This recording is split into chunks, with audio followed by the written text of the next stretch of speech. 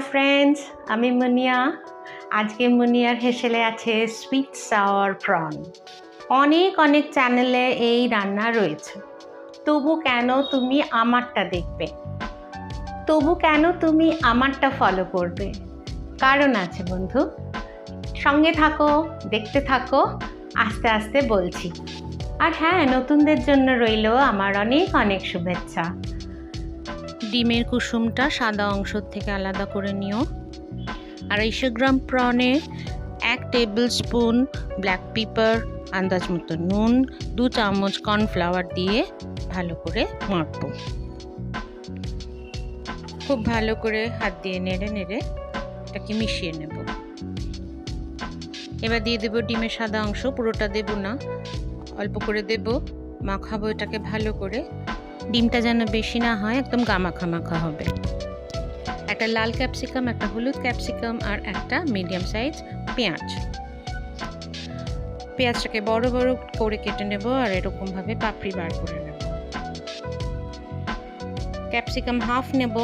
ভিতর থেকে সাদা অংশগুলো বাদ দিয়ে বড় বড় টুকরো করে নেব লালটাও তাই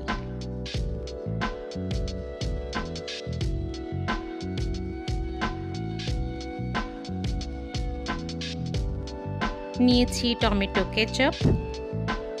4 চামচ টমেটো কেচাপ নেব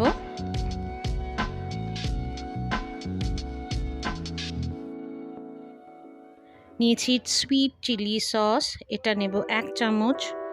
তার মানে 4:1 হলো আর নেব 1 চামচ হোয়াইট ভিনেগার তার মানে 4:1:1 গ্রেভি যতটা লাগবে জল দিয়ে মিশিয়ে নেব এই রেশিওটা ঠিক রেখো যদি ডাবল করতে হয় তাহলে 8:2:2 বা 6:1.5:1.5 1 ইঞ্চ আদা একদম কুচিয়ে নিলাম 3 টেবিল স্পুন কর্নফ্লাওয়ারের সাথে 1 টেবিল স্পুন আটা মিশিয়ে 1 চুটকি নুন দেব দিয়ে সুন্দর করে মিশিয়ে নেব যেন সব জায়গায় একরকম হয় এটার উপরে ম্যারিনেট করা প্রনগুলো একটা একটা করে দেব এবং তার মধ্যে সুন্দর করে কোট করে দেব যাতে সব জায়গায় এই মিশ্রণটা একরকম ভাবে মেশে দেখে নাও কিভাবে মেশাচ্ছি এই কোটিংটা যত ভালো হবে তত মাছগুলো ক্রিস্পি থাকবে এইভাবে 4-5টা মাছ নিয়ে একবারে সুন্দর করে কোট করতে হবে সবগুলো কোটিং হয়ে গিয়েছে কোথাও কোনো ভেজা ভাব নেই এটা এইভাবেই করে নিও মাছগুলো ভেজে নেব 6 থেকে 7 টেবিল স্পুন আমি ভেজিটেবল অয়েল দিলাম মাছগুলো ভাজবো খুব সন্তর্পণে যখন ছাড়বো তখন আঁচ থাকবে বড় আর ছেড়ে দেওয়ার পরেই আঁচটা একদম সিম করে দেবে এবং সেই সিমেই আস্তে আস্তে করে ভাজবো এবং এটা লাইট ব্রাউন হওয়া পর্যন্ত সুন্দর করে ভেজে নিতে হবে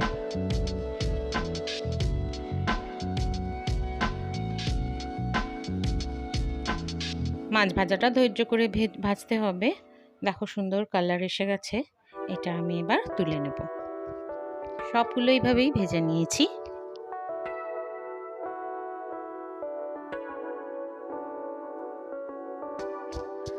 ভাজার পর আমার এখানে 2 টেবিল স্পুন তেল থেকে গেছে সেম তেলেই আমি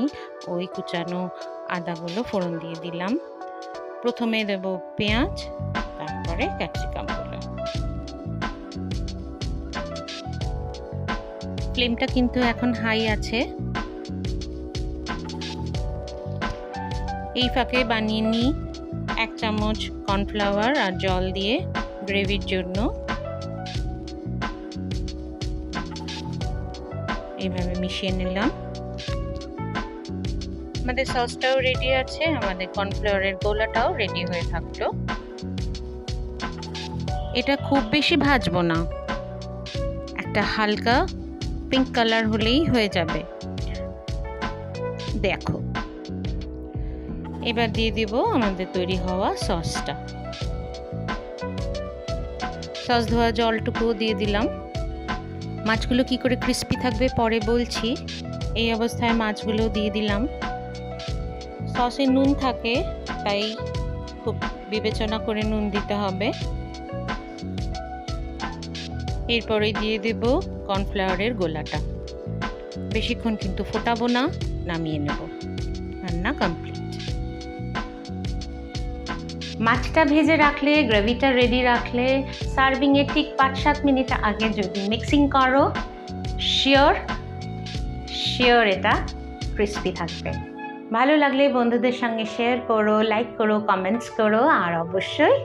সাবস্ক্রাইব করে নিও। ভালো খাও, ভালো থাকো।